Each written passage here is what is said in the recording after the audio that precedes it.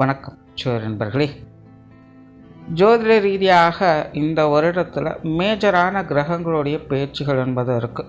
அதுலேயும் குறிப்பாக வருட கிரகங்கள் என்று சொல்லக்கூடிய குரு, சனி மற்றும் ராகு கேதுக்களுடைய பயிற்சிகள் வரிசையாக இருக்குது. ஏற்கனவே இந்த கிரகங்களுடைய பயிற்சிகள் ஒவ்வொரு ராசிகளுக்கும் என்ன மாதிரியான பலன்களை கொடுக்கும் அப்படின்னு தனித்தனியாக வீடியோஸ் போட்டிருக்கும். பார்க்காதவங்க மறக்காமல் செக் பண்ணி பாருங்கள். இந்த பதிவில் பார்த்திங்கன்னா இந்த 3 கிரகங்களுடைய காம்பினேஷன் லக்ன ரீதியாக இது என்ன மாதிரியான பலன்களை கொடுக்குது அப்படிங்கிறத பற்றி நான் பார்க்க போகிறோம். நீங்கள் சொல்லக்கூடிய பலன்கள் பார்த்திங்கன்னா தோராயமாக ஒரு 2 வருட காலங்கள் அப்படிங்கிறது இருக்கும். காரணம் ஜோதிட ரீதியாக குரு ஒரு வருட காலம் ஒரு ராசியில் சஞ்சாரம் செய்யும். ராகு கேதுக்கள் 1.5 வருட காலங்கள் சஞ்சாரம் செய்யும். சனி 2.5 வருட காலங்கள் சஞ்சாரம் செய்யும். அது தவிர இந்த காலகட்டங்களில் இடைப்பட்ட காலகட்டங்களில் ஒரு 5 மாத காலகட்டங்களுக்கு வக்ரம், அதிசாரம், அஸ்தங்கம் போன்ற நிலைகளும் இந்த கிரகங்கள் மாறுபட்டு சஞ்சாரம் செய்துட்டு வரும். ஸோ இதெல்லாம் தோராயமாக ஒரு கணக்கு எடுக்கும்போது அப்ராக்சிமேட்டாக பார்த்திங்கன்னா ஒரு 2 வருட காலங்களுக்கு இந்த கிரகங்களுடைய நிலைகள் அப்படிங்கிறது இப்படி தான் செயல்பட்டுட்டு இருக்கும். மேற்கொண்டு பதிவுகளை பார்க்கறதுக்கு முன்னாடி ஒரு சில விஷயங்கள் எப்போவுமே லக்ன ரீதியான பதிவுகள் போடும்போது ஒரு கமெண்ட் ரெகுலராக வந்துடும், சார் இது ராசிக்கும் பொருந்துமா அப்படின்னு. அதை பற்றி ஏற்கனவே நிறைய விளக்கங்கள் சொல்லியிருக்கோம். பட் இருந்தாலுமே அந்த கேள்விங்கிறது வந்துக்கிட்டே தான் இருக்கும். ஸோ இங்கே சொல்லக்கூடிய லக்ன பலன்கள் அப்படிங்கிறது ராசிகளுக்கும் பொருந்தும். பட் ஒரு 50% பொருந்தும், முழுக்க பொருந்தாது. ஒரு 50% அந்தந்த ராசிகளுக்கும் அதனுடைய பாதிப்புகள் அப்படிங்கிறது இருந்துக்கிட்டு இருக்கும். இன்னொரு விஷயம் பார்த்திங்கன்னா லக்ன பலன்கள் அப்படிங்கும்பொழுது அங்கே எப்போவுமே பாசிட்டிவ் நெகட்டிவ் கலந்து தான் இருக்கும். இந்த ராசி பலன்களை சொல்கிற மாதிரி ஒரே மாதிரியான பாசிட்டிவான விஷயங்களோ அல்லது ஒரே மாதிரியான நெகட்டிவான விஷயங்களோ இங்கே இருக்காது. கண்டிப்பாக ஒரு சைடில் பாசிட்டிவ் இருந்ததுன்னா இன்னொரு சைடில் அது நெகட்டிவாக இருக்கும். அதுதான் ஒரு கதவு அடைத்தால் மறு கதவு திறக்கும் அப்படின்னு சொல்லுவாங்க. அது ஜோதிடத்தில் இந்த விஷயங்களுக்கும் பொருந்தும். மெயினாக இந்த லக்ன பலன்களே இதை பற்றி தெரிஞ்சுக்கிறதுக்கு தான். அதாவது எதெல்லாம் நம்ம லக்ன ரீதியாக ஃபேவராக இருக்குது, அன்ஃபேவராக இருக்குது அப்படின்னு புரிஞ்சுக்கிட்டோம்னாலே அது சார்ந்த விஷயங்களை மட்டும் கொஞ்சம் கேர்ஃபுல்லாக இருந்துட்டால் போதும். மற்ற விஷயங்களை பற்றி நம்ம கவலைப்பட வேண்டியது இருக்காது. அது எப்படி இருந்தாலும் சரி கடை தெரிந்துடும். பிரச்சனை இருக்கக்கூடிய விஷயங்களை எது என்னன்னு பார்த்து தெரிஞ்சுட்டு அதில் மட்டும் கவனமாக இருந்துட்டால் போதும். நல்லது நடக்கக்கூடிய விஷயங்களை பற்றி கூட பெருசாக கவலைப்படும். ஏன்னா எப்படி இருந்தாலும் நல்லது தான் நடக்க போகுது. எதுவுமே தொடர்பில்லாத விஷயங்களை பற்றும் பெருசாக கவலைப்பட வேண்டிய, ஏன்னா அது எதுவுமே ஆக போகிறது கிடையாது. ஸோ எது பாசிட்டிவாக இருக்குது எது நெகட்டிவாக இருக்குதுன்னு பாயிண்ட் பண்ணக்கூடிய விஷயங்களை தான் இந்த லக்ன பலன்கள் அப்படிங்கிறது சொல்லும். ஸோ இனி லக்ன ரீதியாக இந்த குரு, சனி மற்றும் ராகு கேதுக்களுடைய பயிற்சிகள் எப்படி இருக்கும் அப்படிங்கிறத பார்க்கலாம். இந்த வருடம் பார்த்திங்கன்னா முதல்ல சனி பயிற்சி என்பது இருக்குது. அதாவது திருக்கணிதப்படி சனி பயிற்சி இருக்குது. அதுக்கப்புறமா ராகு கேது பயிற்சி வரும். அதுக்கப்புறமா குரு பயிற்சி வரும். ஸோ பலன்களும் பார்த்திங்கன்னா இந்த ஆர்டரில் தான் இருக்கும். தவிர இந்த பதிவு பார்த்திங்கன்னா கொஞ்சம் லென்த்தியாகவும் அதே போல் கொஞ்சம் கன்ஃபியூஷனாகவும் இருக்கும். காரணம் அதை பற்றி ஏற்கனவே இந்த ராசி பலன்களை விரிவாக சொல்லியிருக்கோம். பட் இங்கே சிம்பிளாக சொல்கிறேன். இந்த வருடத்தினுடைய இந்த கிரக அமைப்புகளே பார்த்திங்கன்னா ஒரு தக் ஆஃப் லைஃப் மாதிரி ஒன்றுக்கொன்று சளைச்சதில்லை அப்படிங்கிற நிலைகளில் தான் செயல்பட்டுக்கிட்டு இருக்கும். ஆக ஒரு சைடில் ஒரு பாசிட்டிவான விஷயங்கள் வேலை செய்யுது அப்படிங்கும்பொழுது இன்னொரு பக்கம் நெகட்டிவான விஷயங்கள் அதே வீரியத்தோடு அங்கே வேலை செஞ்சுக்கிட்டு தான் இருக்கும். அப்போது ஒரு சைடில் நமக்கு சரின்னு தெரியிற விஷயம் இன்னொரு சைடில் போய் பார்க்கும்போது தவறாகத்தான் இருக்கும். அதனால் பலன்கள் கொஞ்சம் கன்ஃபியூஷன் ஆகிற மாதிரி தான் இருக்கும். முடிஞ்ச அளவுக்கு கொஞ்சம் ஸ்கிப் பண்ணாமல் பாருங்கள். நீ மேற்கொண்டு உங்கள் லக்ன ரீதியாக இனி எப்படி இருக்கும் அப்படிங்கிறத பார்க்கலாம். மகர லக்னம் பொதுவாகவே மாற்றங்களை கொண்டு வரும் இந்த மகரம். ஆமாம், இந்த மகர லக்னத்தில் பிறந்தவங்க புதிய மாற்றங்களை விரும்பவும் செய்வாங்க, புதிய மாற்றங்களை ஏற்படுத்தவும் செய்வாங்க. இயற்கையாகவே இவங்க நல்ல ஒரு செயல் வீரர்களாக இருக்கிறதுனால ஒரு சின்ன வாய்ப்பு கிடைத்தாலும் அந்த வாய்ப்பை பயன்படுத்தி வாழ்க்கையில் பலவிதமான மாற்றங்களை ஏற்படுத்தி கொள்ளக்கூடிய திறன் இவங்களுக்கு இயல்பாகவே இருக்கும். நீ வெறும் கோடு மட்டும் போடு, ரோடு போகிற வேலையை நான் பார்த்துக்கிறேன்னு அசால்ட்டாக காரியத்தில் இறங்கிடுவாங்க. காரணம், இவங்க காரியங்கள் ஏற்படக்கூடிய ஏற்ற இறக்கங்கள், சிரமங்கள் போன்ற விஷயங்களை பொருட்படுத்தக்கூடியவங்க அல்ல. செய்யணும்னு நினைப்பு இருந்தால் மட்டும் போதும். அது எப்பேற்பட்ட விஷயமாக இருந்தாலும் அதை செஞ்சு முடிச்சுடுவாங்க. அப்படி காரியங்களில் கருத்தாக இருக்கக்கூடியவங்க இந்த மகர லக்னக்காரங்க. உழைப்பே உயர்வுன்னு சொல்லக்கூடியவங்க எந்நேரமும் உழைக்க தயாராக இருக்கக்கூடியவங்க. அப்பேற்பட்ட மகர லக்னக்காரங்களுடைய வாழ்க்கை கோச்சார ரீதியான கிரக மாற்றங்களால் சில வருடங்களுக்கு முன்னாடி நிறைய சிரமங்களையும் பிரச்சனைகளையும் தொடர்ந்து பார்த்தது. இக்கட்டான சூழ்நிலைகள், வாழ்க்கையை ஸ்தம்பிப்பது போன்ற நிலைகள், செய்யும் காரியங்களில் ஏகப்பட்ட தடைகள் என பலவித சிரமங்களை தொடர்ச்சியாக பார்த்து வந்தது. ஆனால் இதெல்லாம் 3-4 வருடங்களுக்கு முன்னாடி தான். இப்போதைய நிலையில் மகர லக்னக்காரங்க அந்த மாதிரி பெரிய அளவில் சிக்கல்கள் எதுவும் கிடையாது. வெறுமனே சின்ன சின்ன பிரச்சனைகள் தான் ஈஸியாக சமாளிச்சுக்கிறாங்கிற உத்வேகத்தோடு அவங்க இருக்காங்க. காரணம், இயற்கையாகவே இவங்களுக்கு காரியங்களில் இருக்கக்கூடிய சிரமப்பட்டு கவலை கிடையாது.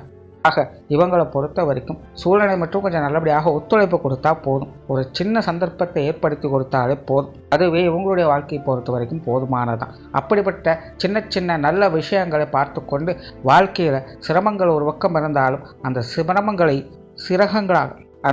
சிரமங்களை சிகரங்களாக மாற்றி வரக்கூடிய திறமை பெற்றவங்களாகவே இருந்துட்டு வர்றாங்க. உள்ளுக்குள் கஷ்டம் இருந்தாலும் வெளியில் காட்டிக்கொள்ளக்கூடாத மனப்பக்குவம் பெற்றவங்க. தனிப்பட்ட முறையில் உங்களுடைய வாழ்க்கை நிலையானது கொஞ்சம் மந்தமாகத்தான் இருக்குது. குறிப்பாக குடும்ப விஷயங்கள், நிதிநிலை சார்ந்த விஷயங்களில் வாழ்க்கை நிலைகளில் ஏற்ற இறக்கங்கள் தவிர்க்க முடியாததாக இருக்கும். ஒரு பக்கம் குடும்ப சுமைகள், குடும்ப உறவுகளுக்குள்ளே ஏற்படக்கூடிய பாச போராட்டங்கள், இன்னொரு பக்கம் நிதிநிலைகளில் ஏற்படக்கூடிய அதிகபட்சமான ஏற்ற இறக்கங்கள், சில சந்தர்ப்பங்களில் கைமீறி போகக்கூடிய வரவு செலவுகள் சமாளிக்கிறது. இப்படி இந்த 2 விஷயங்களில் தான் மேஜராக தொடர்ச்சியாக பிரச்சனைகளை பார்த்துக்கிட்டு வர்றாங்க. ஆனாலும் மகர லக்னத்தில் பிறந்தவங்க சோர்ந்து போகலை. பிரச்சனைகள் என்பது இருக்கத்தான் செய்யுது. அதற்காக எதிலிருந்தும் பின்வாங்கலை. அதிலிருந்து வெளிவருவதற்காக போராடி கொண்டு தான் இருக்காங்க. அதாவது எப்பவும் போல் ஒரு சின்ன சந்தர்ப்பத்திற்காக காத்து கொண்டு இருக்காங்க. இப்படிப்பட்ட நிலையில் மகர லக்னக்காரங்களுக்கு இந்த வருட கிரகங்களுடைய நிலைமாற்றங்கள் என்பது எந்த வகையில் உதவி புரியும் மேற்கொண்டு பார்க்கலாம். முதல்ல சனியினுடைய அமைப்பு. கிரகாதிபத்திய வகையில் சனியானவங்க முழு அசுப கிரகமாக கருதப்படக்கூடியவங்க. ஆனால் ஸ்தானபலங்களின் அடிப்படையில் மகர லக்னத்திற்கோ லக்னாதிபதியாகவும் தன குடும்ப ஸ்தானாதிபதியாகவும் வரக்கூடியவங்க. மகர லக்னக்காரங்க உழைப்பை உயர்வுன்னு நினைக்கக்கூடிய நிலைக்கு இந்த சனியே முக்கிய காரணமாக இருக்குது. அப்படிப்பட்ட சனியானவர் இதுவரைக்கும் லக்னத்துக்கு 2ஆம் இடத்தில் ஆட்சி நிலையிலிருந்து குடும்ப விஷயங்கள், காரியங்கள் நிறைய ஏற்ற இறக்கங்களை கொடுத்தாங்க. முன்னாடியே சொன்ன குடும்ப சுமைகள் அதிகரிச்சிருக்கும், நிதி நிலைமைகளில் ஏற்ற இறக்கங்களை உருவாக்கி இருக்கும். ஆனால் சனியாகப்பட்டவர் உங்களுக்கு சோதனைகள் கொடுத்து சாதனைகளாக மாற்றக்கூடியவங்க. ஆகையினால் குடும்ப விஷயங்கள் மற்றும் தன ரீதியான விஷயங்களில் சமீப காலங்களில் நிறைய ஏற்ற இறக்கங்களை காண்பித்து வாழ்க்கை நிலையில் சமன்படுத்தி வந்திருப்பாங்க. உண்மையிலே மகர லக்னக்காரங்க அவங்களுடைய வயது நிலைகளுக்கேற்ப இந்த குடும்ப விஷயங்கள், காரியங்கள் மற்றும் பொருளாதார விஷயங்களில் நல்ல ஒரு படிப்பினையை பெற்றிருப்பாங்க. குடும்பம் என்பது எவ்வளவு முக்கியம், காசுபடம் என்பது எவ்வளவு முக்கியம், இதனுடைய நன்மை தீமைகள் என்ன, அதனுடைய தேவை என்பது என்ன, அதனுடைய எல்லை எதுவரைக்கும் செல்லும் என்பது அனைத்து விஷயங்களும் முழுமையாக புரிய வச்சிருக்கும். முன்பெல்லாம் குடும்ப சங்கடங்களால் குடும்பத்தை பெருக்கவும் சதிக்கவும் மட்டுமே செய்து கொண்டு வந்த நிலையில் இப்போதெல்லாம் குடும்பம் என்பது இப்படித்தான் இருக்கும், எல்லாம் நன்மைக்கே என்ற நிலைகளில் குடும்ப வாழ்க்கையில் சுமூகமான மாற்றங்களோடு செயல்பட்டு வருவாங்க. வீட்டுக்கு வீடு வாசப்படி கஷ்ட நஷ்டங்கள் என்பது இருக்கத்தான் செய்யும். அதற்காக யாரையும் ஒதுக்கிவிட்டு போக முடியாது. இது எனது குடும்பம், இது எனது வாழ்க்கை என உரிமையோடு சண்டை போட வைக்கும். ஆக குடும்பத்தில் சின்ன சின்ன சங்கடங்கள் அவ்வப்போது எட்டி பார்த்தாலும் கூட குடும்ப பிணைப்புகளை கெட்டிப்படுத்தி கொண்டே இருக்கும். அப்படி குடும்ப வாழ்க்கையும் பொருளாதார நிலைகளையும் ஏற்ற இறக்கங்களை கொடுத்து கொண்டு வந்த சனி இனி உங்களுடைய லக்னத்துக்கு 3ஆம் பாவத்துக்கு அடுத்த 2 வருட காலங்கள் சஞ்சாரம் செய்தும். பொதுவாக 3ஆம் இடத்துல சனி அமர்றது அப்படிங்கிறது சாதகமான அமைப்பு தான். முயற்சி திருவினையாக்கும், முன்னேற்றம் அதிகரிக்கும். தைரியஸ்தானத்தில் சனி இருக்கும்போது அசாத்தியமான தைரியம் ஏற்படும். தவிர லக்ன ரீதியாகவும் உங்களுக்கு சனி அதிபதியாக இருக்கிறதுனால லக்னாதிபதி 3ஆம் இடத்தில் இருக்கும் பொழுது எதையும் சாதிக்கும் அசாத்தியமான நம்பிக்கையும் தைரியம் ஏற்படும். ஆக இனி மகர லக்னக்காரங்க எதற்கும் சோர்ந்து போக மாட்டாங்க. விடாமுயற்சியோடு எடுத்த காரியத்தை முடித்து காட்டுவாங்க. புதிய விஷயங்களில் ஆர்வம் பெருக்கும். மனமானது சாதனை செய்ய துடிக்கும். ஓய்வில்லாமல் அயராது பாடுபட வைக்கும். வாழ்க்கையை முன்னேற வைக்கும் வழிகளை தேடி ஓட வைக்கும். ஆக மகர லக்னக்காரங்க வாழ்க்கை லட்சியங்களை தேடி பிடிக்கக்கூடிய தேடல் மனப்பான்மையோடு என் வாழ்க்கையை நடத்தி வருவாங்க. அவங்கவுங்க வயது நிலைகளுக்கு ஏற்ப சூழ்நிலைகளுக்கு தகுந்த மாதிரி அவங்கவுங்க விஷயங்களில் ஒரு பெரிய சாத்தியமான காரியங்களில் ஈடுபட்டு வருவீங்க. அது சார்ந்த விஷயங்கள் அலைச்சலோடு ஆதாயம் கொடுக்கும். கண்டிப்பாக அலைச்சல் இருக்குது. அலைச்சல் இல்லாமல் எதுவும் நடக்காது. ஆனால் சிரமத்தையே சிகரமாக மாற்றும் மகர லக்னக்காரங்க எதையும் மறுக்காமல் மாற்றத்தை காட்டி வருவாங்க. ஆக இந்த சனியோட அமைப்பை பொறுத்த வரைக்கும் உங்களுக்கான சாதனைகள், லட்சியங்கள், முயற்சிகள் போன்ற விஷயங்களில் முன்னேற வைக்கும். அதே நேரம் சின்ன சின்ன விஷயங்களில் கொஞ்சம் கவனமும் தேவைப்படும். குறிப்பாக உணவு சார்ந்த விஷயங்களில் இந்த காலகட்டங்களில் கொஞ்சம் கவனமாக இருங்க. உணவு பழக்க வழக்கங்கள் அதிகரிக்கும். உங்களுடைய நாவானது சுவை மட்டுமே அதிகம் தேடி போகும். வெறும் நாக்கு சுவைக்காக உடம்பை பாழாக்கிக்காதீங்க. வெளி இடங்களில் போய் உண்ணும் பொழுதெல்லாம் கொஞ்சம் கவனம் தேவை. உடல்நலம் சார்ந்த விஷயங்கள் அப்பப்போ சின்ன சின்ன ஏற்ற இறக்கங்களை காட்டி கொண்டு வரும். உடல் அலைச்சல்கள் ஓயாமல் இருக்கும். அதாவது இந்த காலகட்டங்களில் மனோதைரியத்தையும் புத்தி பலத்தையும் அதிகரிக்கும். ஆனால் அதற்கு பதிலாக உடல் பலவீனத்தையும் ஏற்படுத்தும். ஆக மகர லக்னக்காரங்க இந்த விஷயங்களில் கொஞ்சம் கவனம் எடுத்து தான் ஆகணும். அதே போல் குடும்ப உறவுகளுக்குள்ள சின்ன சின்ன கருத்து வேற்றுமைகள் அவ்வப்போது அதிகரிக்கும். சொத்து சுகங்கள் வகையில் சின்ன சின்ன சங்கடங்கள், பாகப்பிரிவினைகள் போன்ற நிலைகள், குறிப்பாக உடன்பிறப்புகள் மற்றும் பங்காளிகள் வகையில் வரக்கூடிய சின்ன சின்ன மனக்கசப்புகள், கருத்து வேற்றுமைகள் போன்ற விஷயங்களை பார்க்க நேரிடும். இந்த மாதிரியான விஷயங்கள்லாம் அனுசரித்து போய்க்கிறது நல்லது. ஆக இந்த சனியுடைய அமைப்பை பொறுத்த வரைக்கும் தனிப்பட்ட விஷயங்களில் முன்னேற்றத்தையும் உத்வேகத்தையும் மறிகடிக்கும். உடன் இருப்பவங்க வகையில் அவ்வப்போது சின்ன சின்ன சச்சரவுகளை ஏற்படுத்தும். அடுத்ததாக ராகு கேது. கிரகாதிபத்திய வகையில் ராகு கேதுக்களும் அசுப கிரகங்கள் என்று சொல்லப்படுது. ஆனால் அதே ராகு கேதுக்கள் தான் கிரகங்கள் நிலைகளில் வாழ்க்கையில் அபரிவிதமான மாற்றங்களுக்கு காரணமாக இருக்கும். இன்றைய நிலைகளில் எல்லாருக்குமே எல்லா விஷயங்களையுமே அவசரம்தான். வாழ்க்கையில் வளர்ச்சி பெறணும் கூறக்கூடிய விஷயங்களில் கூட அளவுக்கு அதிகமான அசுர வளர்ச்சியை பெற்றணுங்கிறதா எல்லாருடைய எதிர்பார்ப்பும் இருக்கும். அப்படிப்பட்ட நிலைகளை கொடுக்கக்கூடிய சக்தி இந்த ராகு கேதுக்கு மட்டும்தான் உண்டு. ஆக இன்றைய காலச்சூழல்களின் அடிப்படையில் பார்க்கும்போது இந்த ராகு கேதுக்கு முழுமையான அசுபகிரகங்கள்னு ஒதுக்கி வைக்கிறதுக்கும் வழி இல்லை. இப்படிப்பட்ட ராகு கேதுக்கள் இதுவரைக்கும் 3 மற்றும் 9ஆம் இடங்களில் சஞ்சரித்து வந்த நிலைகளில் இனி உங்களுடைய லக்னத்திற்கு 2ஆம் பாவத்தில் ராகுவும் அஷ்டமஸ்தானத்தில் கேதுவும் சஞ்சாரம் செய்தோம். பொதுவாகவே 2-8 ராகு கேதுக்கள் அமர்றது என்பது சாதகமான அமைப்பு தான். ஆக மகர லக்னக்காரங்களுக்கு வாக்கு சிறப்புகள் உண்டாகும். வழக்கத்திற்கு மாறாக சற்று அதிகமாக பேசக்கூடிய நிலைகள் என்பது உருவாகும். பேச்சு திறமை ஏற்படும். பேச்சால பல வில்லங்கங்களை சரி செய்து வருவீங்க. உங்களுடைய பேச்சுக்கு மற்றவங்க அடிமையாவாங்க. அதே நேரம் மற்றவங்களுடைய பேச்சுக்கள் உங்களுக்கு துளியும் பிடிக்காது. இந்த காலகட்டங்களில் நீங்கள் மற்றவங்களுடைய பேச்சை கொஞ்சம் அனுசரித்து கேட்கணும் அப்படின்னாலும் கொஞ்சம் சங்கடமாக தான் இருக்கும். மற்றவங்களுடைய பேச்சுக்களும் கருத்துக்களும் உங்களுக்கு கொஞ்சம் சலிப்பு தட்டு செய்யும். ஆக கூட இருக்கிறவங்களாம் கொஞ்சம் அனுசரித்து போக முடியாதபடி சில சந்தர்ப்பங்கள் இருக்கும். அது இந்த பேச்சு சார்ந்த விஷயங்கள் மட்டும்தான். மற்ற விஷயங்கள் அப்படி இருக்காது. ஆக பேச்சுவார்த்தைகள் மட்டும் கொஞ்சம் கவனம் எடுத்துக்கோங்க. குடும்ப விஷயங்கள், காரியங்களில் முன்னேற்றங்கள் அதிகரிக்கும். குடும்பத்துக்குள்ள சுப விசேஷங்கள், காரியங்கள் போன்ற நிகழ்வுகள் அதிகரிக்கும். திருமண அமைப்புகள், புத்திரபாக்கிய அமைப்புகள் சிறப்பாக இருக்கும். நிதி நிலைமைகளில் நல்ல மாற்றங்களை ஏற்படுத்தும். நிறைய பேருக்கு குடும்ப ரீதியான அதிர்ஷ்டம் சார்ந்த விஷயங்கள் நல்ல முறையில் கை கொடுக்கும். குடும்பத்துக்குள்ள நீண்ட நாள் தீர்க்கப்படாத பல பிரச்சனைகள் தீர்த்து வைக்கப்படும். சிலரெல்லாம் குடும்பமே சிதைந்து போச்சுன்னு அதளவில் ரொம்பவுமே பாரத்தோடு பல நாட்களாக இருந்து வந்திருப்பாங்க. இந்த மாதிரியான ஆட்களுக்கெல்லாம் கூட இந்த காலகட்டங்களில் குடும்ப வாழ்க்கையில் ஒற்றுமையை ஏற்படுத்தி திடீர் மாற்றங்களை உண்டாக்கி மன மகிழ்வுகளை கொடுத்து வரும். அந்த அளவுக்கு குடும்ப விஷயங்கள், காரியங்களில் எதிர்பாராத மாற்றங்களையும் முன்னேற்றங்களையும் அதிரடியாக உங்களுக்கு செய்து கொடுக்கும். கவனம் இருக்கட்டும். இந்த விஷயங்கள்லாம் எப்பவும் ஒரே மாதிரி செயல்படாது. அப்பப்போ நீங்கள் எதிர்பார்க்காத நேரத்தில் திடீர்னு கொடுத்துட்டு போகும். ஆக கிடைக்கக்கூடிய விஷயங்களை, அமையக்கூடிய சந்தர்ப்பங்களை நல்ல முறையில் பயன்படுத்திக்கங்க. ஏன்னா கிடைக்கக்கூடிய சந்தர்ப்பங்களை சரியான முறையில் பயன்படுத்திக்கிறதுல கெட்டிக்காரங்க மகர லக்னக்காரங்க தான்.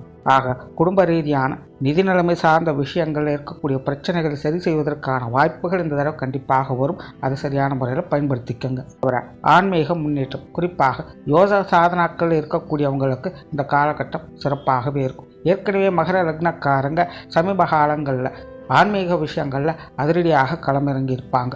வாழ்க்கையில் சோதனை மேல் சோதனை, கடைசியாக போய் நிற்க வேண்டியது கடவுள்கிட்டத்தானே.